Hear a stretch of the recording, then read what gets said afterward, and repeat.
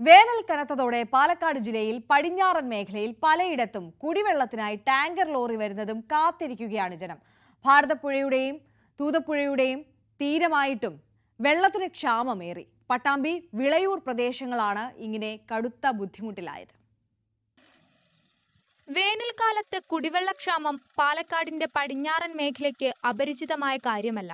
ഇക്കുറി ഇത്തിരി നേരത്തെ കിണറുകളും കുളങ്ങളും വറ്റി.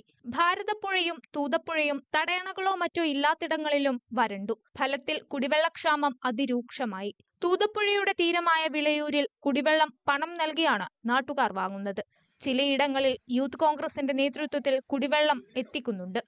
ഈ പ്രദേശത്തുള്ള ആളുകൾ കൃഷിയിടങ്ങളും നനക്കാനും മറ്റുള്ള എല്ലാ ആവശ്യങ്ങൾക്കുമായി ഉപയോഗിക്കുന്ന ഒരു പദ്ധതിയാണ്. ആ പദ്ധതി നാമാവശേഷമായി അതിനെ പ്രവർത്തനരഹിതമായിട്ട് 6 മാസത്തിലധികമായി. ഇതുവരെ ആയിട്ട് അത് നേരെയാക്കാനോ അതിനു വേണ്ട നടപടികൾ സ്വീകരിക്കാനോ പഞ്ചായത്തോ അധികൃതരോ തയ്യാറായിട്ടില്ല. ടാങ്കറിൽ കുടിവെള്ളം എത്തുന്നതും കാത്തിരിക്കുകയാണ് ജനം. ചിലയിടങ്ങളിൽ ഒട്ടും വെള്ളം കിട്ടാത്ത സ്ഥിതിയും ഇപ്പോഴുണ്ട്. വരും ദിവസങ്ങളിൽ വേനൽ കനക്കുമ്പോൾ സ്ഥിതി കടുക്കും. തദ്ദേശ സ്ഥാപനങ്ങൾ ജനങ്ങളുടെ ഈ ബുദ്ധിമുട്ട് കാണുകയോ പരിഹാരത്തിനായി ശ്രമിക്കുകയോ ചെയ്യുന്നില്ലെന്നും ആക്ഷേപമുണ്ട്. അങ്ങനെ ഒരു ശ്രമമുണ്ടായാൽ ജനങ്ങളുടെ ദുരിതത്തിന് ഒരു പരിധിവരെ പരിഹാരമാകും. ന്യൂസ് 18 പട്ടാമ്പി.